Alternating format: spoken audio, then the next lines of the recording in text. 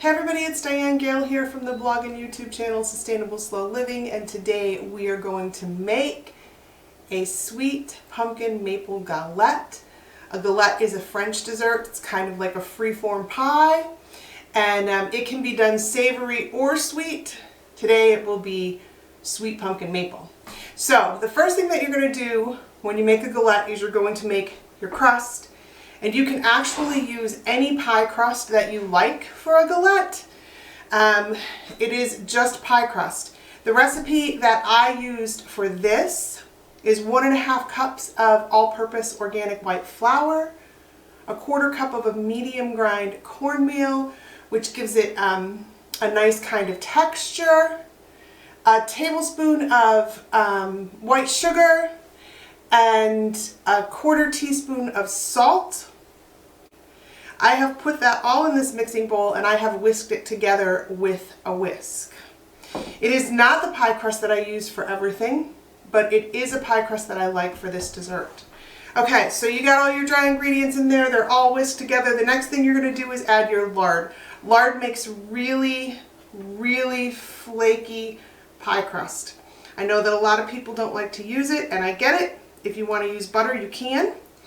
I am a fan of lard. One of the tricks with lard is that it has to be really cold when you put it into the flour. I actually normally just keep it in the refrigerator until it's time to put it in here. But today, I kept it in until right before I turned the camera on. And I am putting 1/2 cup of cold lard into this flour, and I'm going to take this pastry blender and I am going to just cut it into the flour until it is like pea-sized granules. All right, you guys, there you have it. This is what your mix should look like after you have cut the lard into it. And then you're going to add icy cold water to this to cause it to form a dough. So when it calls for icy cold water, it means exactly that. It wants ice water. So you can run the water in your tap until it gets as cold as it gets. It won't really be enough. It will work, but it's not going to work as well. I always take the time to do a little bit of ice water when I do pie crust because of how important it is. So I have here just some tap water that I've put a couple cubes of ice in. It too was sitting in the refrigerator with the lard to stay cold. There is still ice floating, so I know that it's very cold. And you are going to add up to 4 tablespoons. The recipe, of course, will call for 1 tablespoon at a time. That's basically so that you don't add too much. I always start with my first 2 tablespoons going in there because I know that I'm going to use at least 2 tablespoons. With this recipe, you are very likely going to use all 4 tablespoons. So at this point, I've got all 4 tablespoons in here. There's very little dry flour left. It is mostly getting very wet, so this is where I'm going to get my hands involved. And I'm just going to go in here and I'm just going to pinch this together to get it to form a ball. And there we go. We have got pretty much all of the crust from the inside of the bowl formed into a ball. The trick with pie crust is that you don't want it to be too dry. When it's too dry, that's when it cracks when you roll it out. So really, at this stage, it should be sticking together rather nicely and you shouldn't really have cracks in it. You will have some, but it shouldn't be cracking apart on you. It should be trying to form a ball. So here we go. We have got a ball of pie dough. I am going to wash my hands and I'm going to wrap this up in saran wrap because we need to put it in the refrigerator for at least an hour. I like to keep it in there a little longer than that if I can. Don't keep it in there for more than 2 hours though, because at that point when you take it out, you're going to have to let it sit at room temperature for a while again before you can roll it. So an hour, maybe an hour and a half, I'm going to put it in the fridge, and in just a minute you and I are going to get back together and we're going to make some filling to put on this when we roll it out. Alright you guys, so we'll get that filling made. The filling is very easy to do. It's pretty similar to a pumpkin pie filling. The difference is you need it to be thicker than a pumpkin pie filling, because you're going to roll out your crust and you're going to lay this on top of the crust, and then you're going to fold your edges over, and you know, there's not going to be a dish, there's not going to be any depth to hold your filling in. So you're going to need your filling to be spreadable. So the first thing that you're going to need for your filling is 2 cups of pure pumpkin. And you're going to want that to be a little bit thick. So if you're using like a garden fresh pure pumpkin that you've roasted off in the oven, you're going to want to cook that down on a stove top until it's nice and thick. You can use canned pumpkin from the store.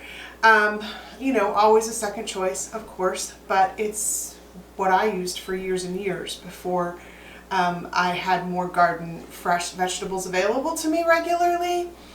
And the only thing that you want to do then is you want to make sure that what you're getting is just pumpkin. So look at your ingredients and make sure that the ingredient on the can is pumpkin. Because most of the time, in that little section in the store where all of the pumpkin products are, those cans are pre-mixed for pie filling and stuff like that. So you just want to make sure you get pumpkin. When you do it with a can, it's generally already thick enough. I have 2 cups of pumpkin ready to go in here. It's only slightly warm because I did use a can. And really with the can, I guess I didn't have to heat it up at all. I heated it up out of habit because I usually use fresh pumpkin. And I'm not doing that today because I'm in the middle of moving. So I have 2 cups of pumpkin in here, a 15-ounce can, so just under 2 cups. And then here I have a 1/4 cup of fresh pure maple syrup. Very important for the recipe if you want that maple flavor. And that really is such a good flavor profile anytime really, but especially at this time of year. And then I have a 1/2 teaspoon of salt. I have a teaspoon of cinnamon, a teaspoon of ground ginger, and a 1/4 teaspoon of nutmeg. And I'm going to take and put those in here, kind of sprinkle them out. And we'll get this all mixed up. And then in this bowl I have 2 farm fresh eggs, and I have a 1/2 cup of full fat sour cream. And I'm going to blend that together with a fork until it's, you know, well combined. And then I'm just going to pour this right in with this pumpkin mixture and mix it all together well.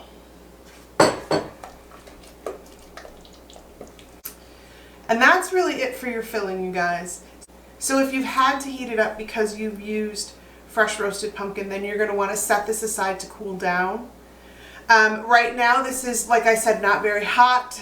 I could probably spread this on my crust, but I just made my crust and it's still in the refrigerator chilling. So when that is done chilling, I will come back and we will roll it out and turn it into a sweet pumpkin maple galette. Hey everybody, I am back and I have nice chilled pie dough from the fridge. So I'm going to take a little bit of flour and I'm going to put it out on this surface. This isn't the best surface. You want to do this on a bigger surface. It's just kind of what I have here with the camera. And especially today because I'm packing and the whole house is in a disarray. So you want a little bit of flour down on the surface you're going to roll out on, and then you want to take and put a little bit of flour on the outside of your pie dough. And then I always put a little on my rolling pin too. I am not really skilled with this rolling pin. I I always used a rolling pin that had handles on either end. And these were actually left in a house that I moved into. And I am just getting used to them. So it might take me a little bit here. This is kind of a dense dough as well. Alright you guys, so there we are. And you can see it's kind of an odd shape. I am doing this today on a sheet pan. I usually like to do this on my pizza stone, but I think I mentioned last time that the oven isn't well and we're not fixing it or getting a new one before we go. So the pizza stone doesn't fit in the toaster oven that I'm using. So I'm going to do this on this sheet pan that does. Just want to fold it out on the sheet pan. I'm going to go right on top of that flour. I'm not really in the center there at all. There we go. And then you're going to take your filling. It's been sitting a little bit, so make sure it's all stirred up. And you're just going to plop it in the middle of this dough. Take and push it around toward the edges. And you can kind of just go with the shape of your dough at this point. Ooh, a little too close there. That's going to have to fold in a little more. You're just trying to get it around so that you have enough room on the edges to fold it up. And that is what you're going to do next. Bring it up, fold it. If you have to fold the crust a little, it actually helps when you have to fold the crust because it helps keep everything in place. So bring it up and pinch it around.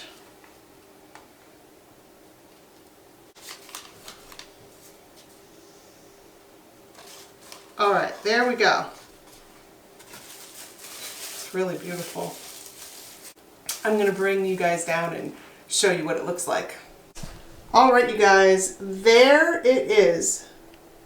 It came out really nice. So you just fold the edges up around and kind of pinch them a little bit to make like a pocket to hold the filling. It really came out, it's a beautiful piece. Okay, and then just one more thing. Before I put this in the oven, I'm going to take, I have one scrambled egg here and a pretty crappy basting brush. Ooh, that just drizzled right across the top. And I'm going to put an egg wash on this crust.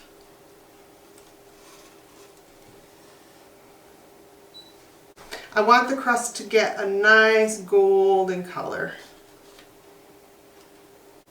First of all, because it tastes delicious. And second of all, because it looks really great with that pumpkin, because that pumpkin will darken up a little bit. Alright, so there we go. And then you want a coarse sugar. It can be any coarse sugar. Raw sugar works really well and is easily available. This is a turbinado sugar. You want something coarse because you want it to stand out. You want it to give some crunch. It will also get maybe a little golden. It'll kind of stand out. The bigger crystals will stand out. And it's pretty decorative, but it also is, it adds a lot to the flavor profile. Because the bigger hunk of crust that you're getting on the edge of your dessert has like a crunch, a sweet crunch.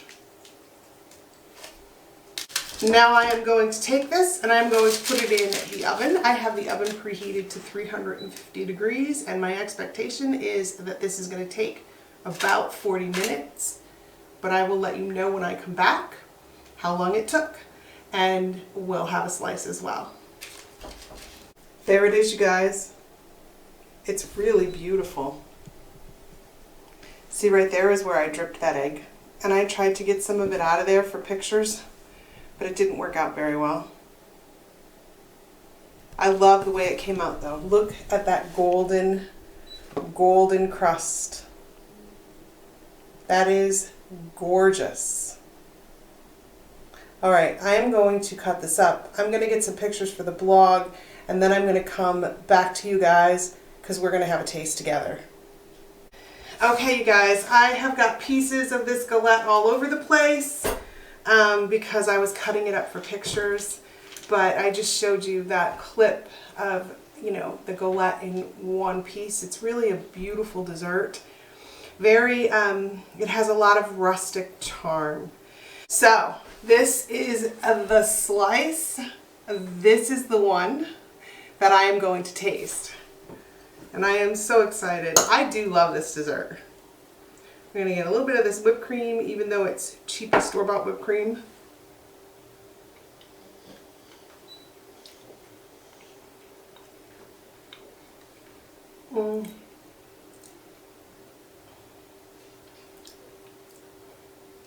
It's hard to describe how it's different from pumpkin pie. Well, the sour cream gives it a little tang, and the maple gives it a different kind of sweet, the maple syrup, and then the ratios are different. The crust to filling ratio is different. So really, if you're a pie crust lover, and I am a pie crust lover, then a galette is something that you're going to enjoy because you have less filling and more crust. But this is fantastic. I hope that you're going to make yourself one. And I'm so glad that you joined me here today. And you and I are going to get together again really soon.